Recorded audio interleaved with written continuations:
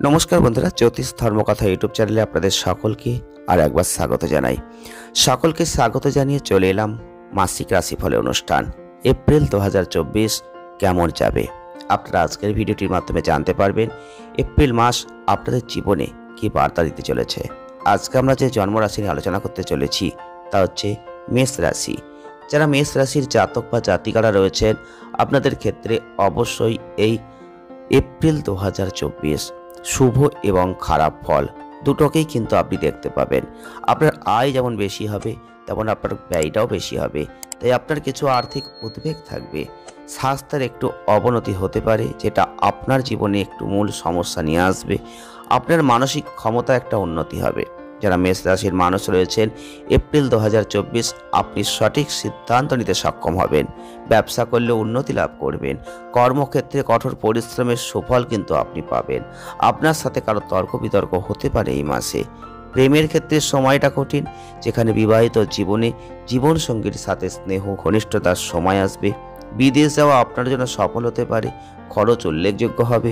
যারা ইতিমধ্যেই বিদেশে আছেন তারা কিন্তু দারুণ সাফল্য লাভ করবেন। পারিবারিক জীবনটা শান্তিময় হবে, যদিও সবারই একটা তর্ক বিতর্কের জায়গা থাকতে পারে। কর্মজীবনের দিক থেকে মাসটা কিন্তু আপনাদের একটা ইতিবাচক হতে চলেছে। আপনাদের এই মাসটাই কর্মক্ষেত্রে একটা শক্তিশালী অবস্থান দেখতে পাবেন। আপনি আপনার মনের দিক থেকে একটা কঠোর পরিশ্রম করতে পারবেন। আপনি কিন্তু পিছিয়ে থাকবেন না। যারা মেষ রাশির মানুষ রয়েছেন, আপনাকে অনেকেই সাহায্য করবে। চাকরি করছেন, আপনার মর্যাদা বাড়বে। আপনি যে কাজই করুন না কেন, পূর্ণ অঙ্গীকার সততার সাথে সেটা সম্পন্ন করতে পারবেন। এই মাসটা আপনাকে একটু শত্রু থেকে সমস্যা আসতে পারে। শত্রু থেকে একটু সাবধানতা অবলম্বন করবেন। আপনার কঠোর পরিশ্রম দিয়ে আপনার অবস্থান তৈরি করতে আপনি সক্ষম হবেন। কর্মক্ষেত্রে আপনার ঊর্ধ্বতনদের সাথে আপনার সুন্দর আচরণ করা উচিত, কারণ তাদের সাথে ঝগড়া হতে পারে এবং সেখান থেকে কোনো শত্রুতা আসতে পারে। নেগেটিভ প্রভাব আপনার জীবনে আসতে পারে। আপনি কর্মক্ষেত্রে সমস্যার মধ্যে পড়তে পারেন।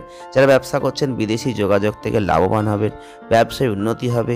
আপনার সামনে নতুন কিছু সম্ভাবনা দেখা দেবে, যার সদ্ব্যবহার করবেন আপনার প্রতিষ্ঠানকে সঠিক পথে এগিয়ে নিয়ে যেতে পারবেন। যারা অর্থনৈতিক দিক নিয়ে চিন্তা করছেন, আপনারা অবশ্যই লক্ষ্য করে দেখবেন এই মাসটা অনেকটাই ভালো ফল কিন্তু আপনাকে দেবে। কিন্তু মঙ্গল এবং শনির যে অবস্থান, তাতে কিন্তু অবশ্যই একটা ভালো অর্থনৈতিক শক্তিশালী দরজা খুলে যাওয়ার সম্ভাবনা থাকছে। একাধিক পদ্ধতি থেকে আপনার কাছে অর্থ আসতে পারে। এই মাসেই আর্থিক অবস্থানকে বাড়িয়ে দিতে পারে। বৃহস্পতি বুধের কৃপা আপনি পাবেন। অর্থনৈতিক অবস্থানও কিন্তু একটা ভালো জায়গায় যাবে। অর্থনৈতিক ক্ষেত্রে চিন্তার কোনো কারণ নেই, কারণ অর্থের প্রাচুর্য এই মাসে থাকছে। যারা মেষ রাশির মানুষ রয়েছেন, ব্যয় দিন দিন যদিও বাড়বে, তবু অর্থনৈতিক ক্ষেত্রে উন্নতির দিকটাও কিন্তু বাড়তে চলেছে। তবে স্বাস্থ্যের জন্য সতর্কতা অবলম্বন প্রয়োজন। প্রচুর অর্থ ব্যয় কিন্তু নির্দেশ করছে।